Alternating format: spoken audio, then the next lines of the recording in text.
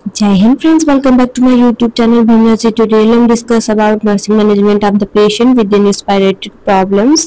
क्या क्या respiratory problems होते हैं पेशेंट को, तो इसमें ये डिस्कस करेंगे पूरे यूनिट में। तो ये फर्स्ट पेज होगा हमारे यूनिट का। तो upper respiratory system is the first topic of nursing management of the patient and respiratory problems. तो इसलिए से start the video. First one होता है इंट्रोडक्शन। हमें पहले एनाटॉमी एंड फिजियोलॉजी थोड़ी सी पढ़ लेनी चाहिए, ठीक है। तो ये हमारा डायग्राम बनेगा,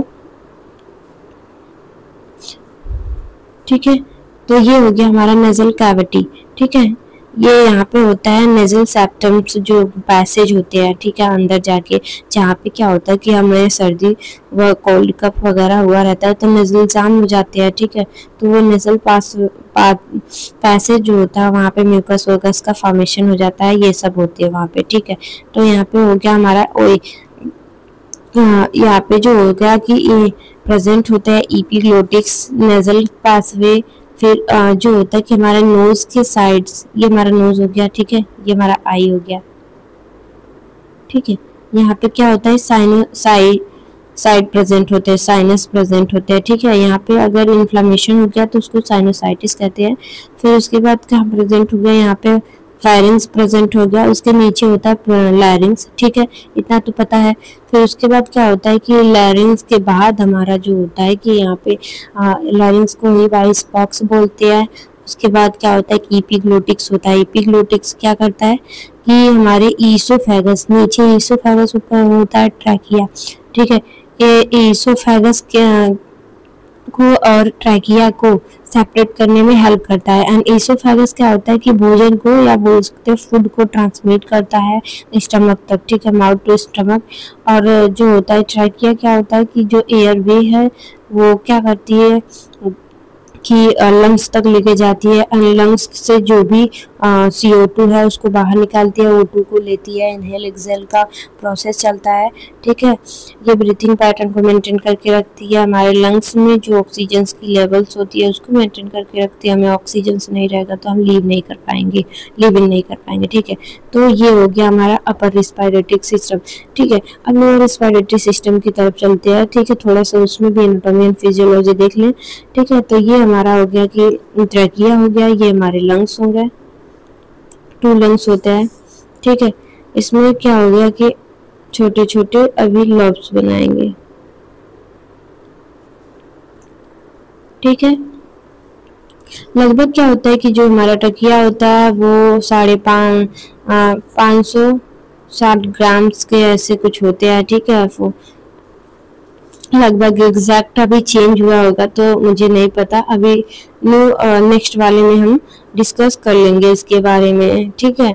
एनाटॉमी एंड फिजियोलॉजी के थोड़ा सा मोटा मोटा समझ लेते हैं। तो फर्स्ट वन होता है कि यहाँ पे क्या होता है, पैराकाइमल सेल होती है जो कि प्रोटेक्ट करके रखती है, इस पे घर्षण नहीं होने देती या स्क्रब नहीं होने देती है तो लंग्स पे, क्योंकि इसके नीचे क्या होता है कि डायफ्राम होता है। डायफ्राम क्या करता है कि जब हम एयर को लेते हैं, ठीक है, एयर को लेते हैं तो ये क्या होता है कि हमारा जो ऑक्सीजन की वजह से लंग्स जो होता है कि फूल जाता है, ठीक है। तो क्या होता है कि ये डायफ्राम जब नीचे हो जाती है, ठीक है, जब एक्सहेल कर लेते हैं, बाहर छोड़ देते हैं तो ये पिचक जाएगा, फिर ये क्या होगा कि ऊपर की तरफ उठेगा, ठीक है। इसके वजह से भी क्या होता है कि हार्ट बीट का जो करंट होता है, इलेक्ट्रिक पल्सेस होती है, वो भी चलती है क्योंकि मूवमेंट करता है, ठीक है। तो ये जो होता है कि हमारा डायफ्राम जो होता है कि जब क्या होता है कि मदर कोई होती है वो प्रेग्नेंट होती है तो ये ऊपर चला आता है, ठीक है। इसलिए उनका ब्रीथिंग पैटर्न भी थोड़ा सा चेंज होता है या हाई होता है बोल सकते हैं, ठीक है। अभी चलते हैं हम इसके अपर रिस्पिरेटरी सिस्टम की तरफ, लोअर रिस्पिरेटरी सिस्टम की तरफ, सॉरी। ये हमारा होता है कि रिंग टाइप का बना होता है ट्रैकिया। इसमें क्या होता है कि हाइलिन कार्टिलेज से पूरे बने होते हैं, ठीक है, कार्टिलेज से बने होते हैं। बोन का नॉर्मल बोन होता है, ठीक है, हाइलिन कार्टिलेज, ठीक है। आपने बोन वाले चैप्टर में अच्छे से पढ़ा होगा एनाटॉमी एंड फिजियोलॉजी में, तो मोटा मोटा समझ लीजिए इसमें, ठीक है। उसके बाद होता है कि ब्रोंकाई, ठीक है, ब्रोंकाई के बाद क्या होता है, सेपरेट हुआ रहता है दोनों लंग्स में, ठीक है। उसके बाद ब्रोंकियोल्स, ब्रोंकियोल्स के बाद होता है एल्बुलाई, ठीक है। ये प्रेजेंट होते हैं लोअर रेस्पिरेटरी सिस्टम्स में, ठीक है। तो हम देख लेते हैं कि हमारा नॉर्मल जो ब्रीथिंग पैटर्न है वो देख लेते हैं। तो एडल्ट में जो ब्रीथिंग पैटर्न होता है वो 12 to 20 होता है, ठीक है। हाँ, 80 के ईयर के लगभग जो बच्चे होते हैं उनका breathing pattern 12 to 80 breath per minute होता है। और एडल्ट जो चाइल्ड होता है 7 to 9 ईयर्स के बच्चे जो होते हैं 80 to 24 होता है, 80 to 24 होता है।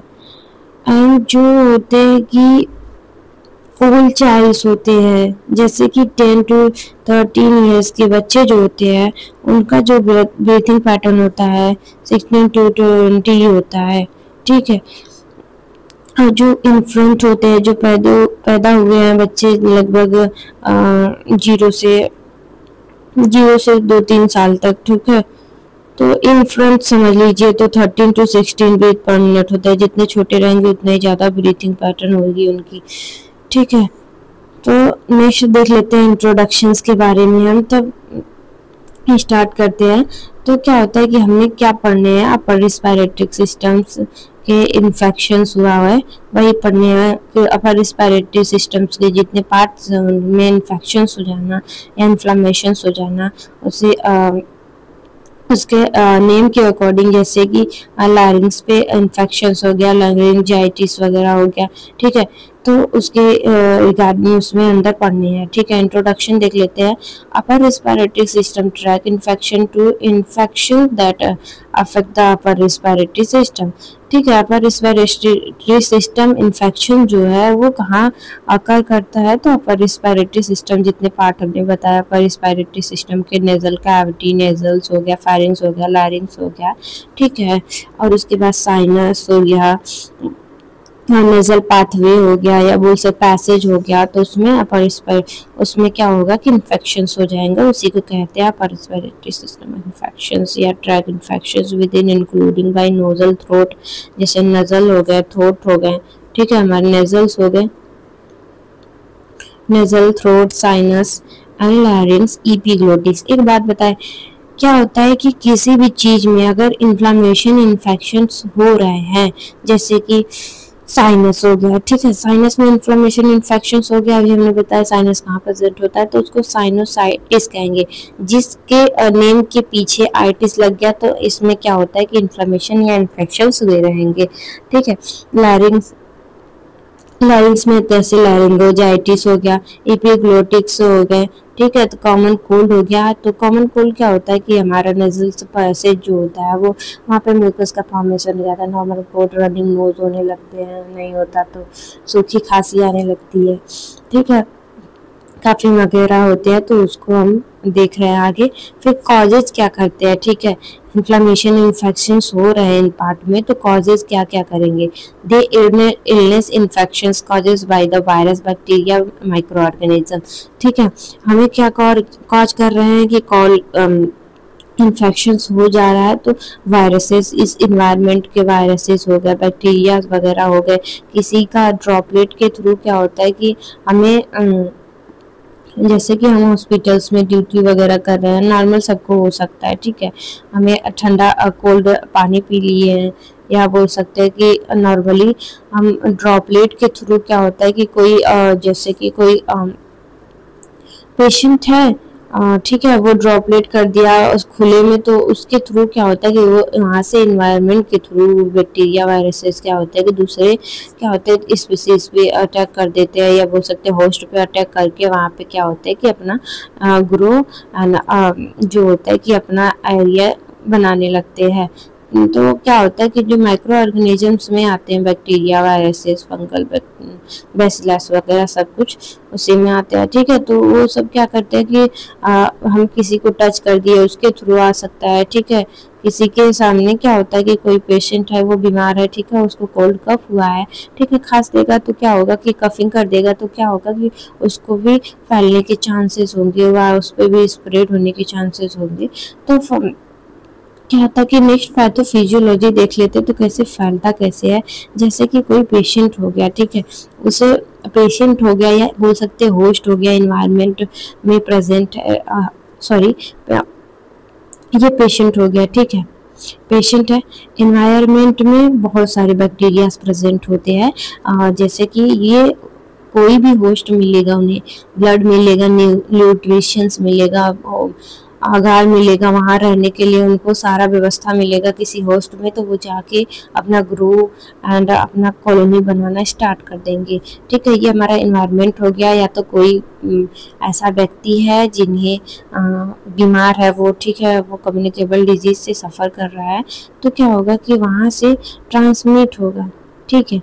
अगर ये टच कर दिया, ये पर्सन टच कर दिया, ठीक है, तो वहाँ इससे क्या होगा कि इस इन्वायरमेंट में है तो इसको ट्रांसमिट होगा। कैसे ट्रांसमिट होगा, कुछ छू दिया है, ठीक है, इसका इम्यूनिटी वीक है, ठीक है, तो ट्रांसमिट होगा। तो इसे भी क्या होगा कि नेजल के थ्रू या रिस्पायरेटरी के थ्रू ये भी इनहेल करेगा, ठीक है। तो क्या करेगा, जो अपर रिस्पायरेटरी सिस्टम्स हैं, जैसे कि हमारे जो अपर रिस्पायरेटरी सिस्टम्स है जैसे नेजल्स हो गई, ठीक है, नेजल्स में क्या होते हैं, प्रेजेंट होते हैं हेयर वगैरह प्रेजेंट होते हैं। वो किस लिए प्रेजेंट होते हैं, ताकि माइक्रोबैक्टीरियम वगैरह को, जो भी वायरसेस वगैरह हैं, ठीक है, उसको रोकने के लिए, ठीक है, बैक्टीरिया वगैरह को रोकने के लिए।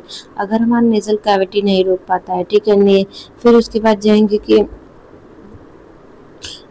जाएंगे कि हमारा जो इस पे नेजल पैसेज है तो वहाँ पे जाएगा बैक्टीरिया वगैरह। अगर यहाँ पे नहीं रोक पाया, ठीक है, हमारी इम्यूनिटी वीक वगैरह है, तो यहाँ पे जाएगा, तो यहाँ पे इंटीग्रेट करेगा हिस्टामिन्स वगैरह से, जो भी रिसेप्टर्स वगैरह हैं उन्हें इरिटेट करेगा। तो ये क्या करेगी, जो मसल्स यहाँ की होगी वो म्यूकस का फॉर्मेशंस करेगी, या बोल सकते हैं कि उसको हटाने के लिए यहाँ से म्यूकस का फॉर्मेशंस होने लगेगा, रनिंग नोज वगैरह होने लगेगा।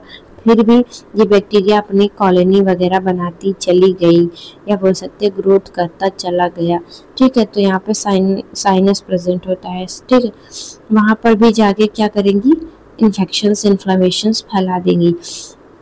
अगर इस कंडीशंस में पेशेंट ट्रीट नहीं करा रहा है, अपने आप को हाइजीन मेंटेन नहीं कर रहा है, तो क्या होगा कि इसके थ्रू फायरिंग्स में जाएंगी, लैरिंग्स में जाएंगी, वहाँ पे इन्फ्लेमेशन करेंगी, ठीक है।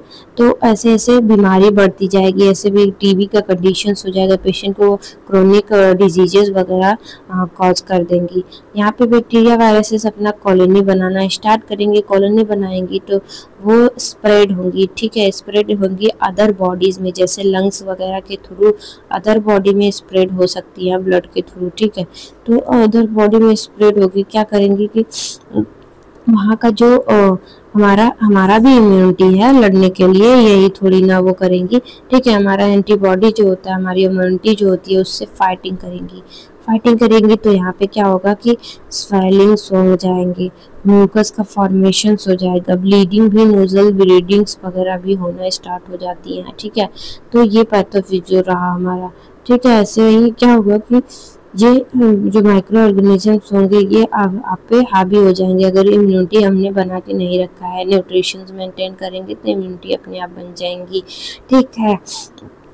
तो ये रहा हमारा पैथोफिजियोलॉजी, कैसे इंटर करती हैं और कैसे होस्ट के थ्रू कैसे अपना शिकार बनाती हैं, ठीक है। तो फर्स्ट नेक्स्ट देख लेते हैं सिम्टम्स क्या क्या शो होंगे।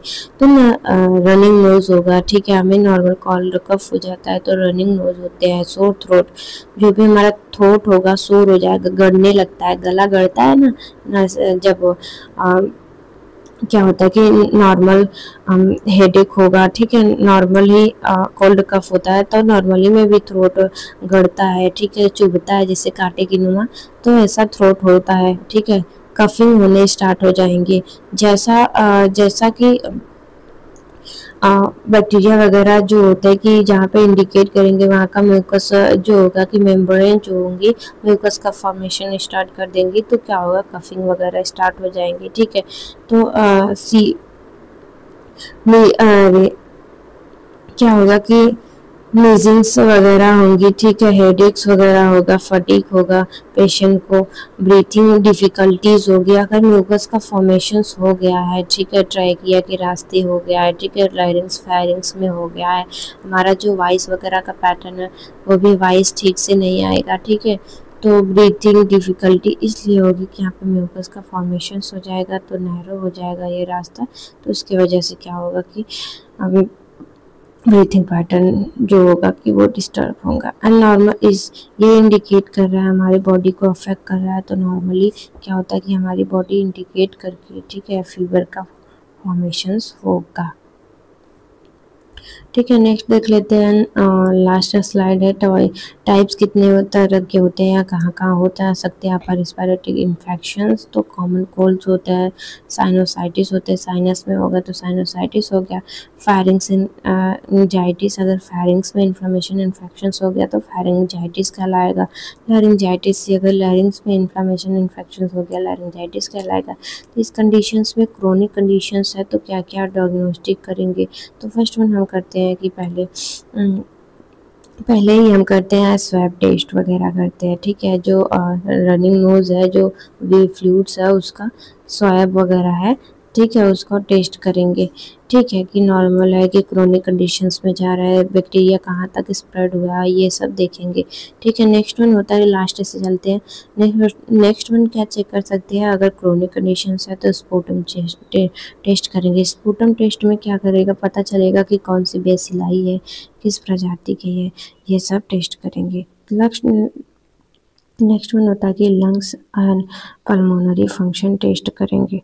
लंग्स पल्मोनरी फंक्शंस क्या करेंगी, तो देखेंगे ब्रीथिंग पैटर्न्स कैसा है, वहाँ पे स्प्रेड तो नहीं हुआ बैक्टीरिया वगैरह और कितना प्रेजेंट है। X-ray and lung CT scan करेंगे। इस किस लिए करते हैं कि देखेंगे कि लंग्स में कितना बैक्टीरिया ग्रो करा है, कितना लंग्स ख़त्म हुआ है। जो क्रोनिक कंडीशंस में ये सब करते हैं।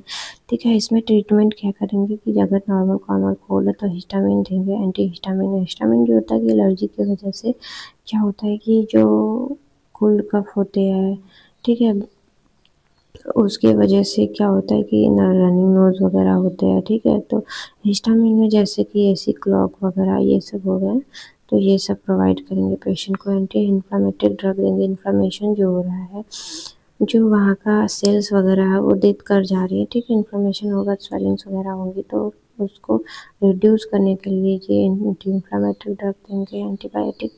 एंटीबायोटिक देंगे। ठीक है, एंटीबायोटिक बैक्टीरिया को किल करने के लिए एंटीबायोटिक दे देंगे। फिर पेन मैनेजमेंट करेंगे, पेशेंट का हेडेक वगैरह हो रहा है तो मैनेजमेंट, न्यूट्रिशन मैनेजमेंट करेंगे। इम्यूनिटी बनी रहेगी तो कोई भी क्रोनिक डिजीज कॉज नहीं करेगा, स्प्रेड नहीं होगा। ठीक है, improving oxygen with in mechanical ventilator. क्या होता है कि अगर उसका पैटर्न नहीं ऑक्सीजन का सही है तो क्या होता है, इनहेलेशंस एक्सेशंस नहीं सही है, तो क्या करेंगे, वेंटिलेटर पे रख देंगे पेशेंट को। ठीक है, उसको प्रॉपर ऑक्सीजन प्रोवाइड करेंगे। ठीक है, अदर नर्सिंग मैनेजमेंट ये क्या होता है कि ये सब करने के पहले पर हिस्ट्री कलेक्शन, फिजिकल एग्जामिनेशन, उसका डायग्नोस्टिक डेटा वगैरह रिपोर्ट करेंगे। तो उसके बाद ये डायग्नोस्टिक प्रिस्क्राइब्ड होगा पे डॉक्टर, तभी देना है हम लोग को। ठीक है, thank you class, thank you very much. Next देखेंगे नेक्स्ट पार्ट में। ठीक है, आपके लिए बाय बाय, थैंक यू।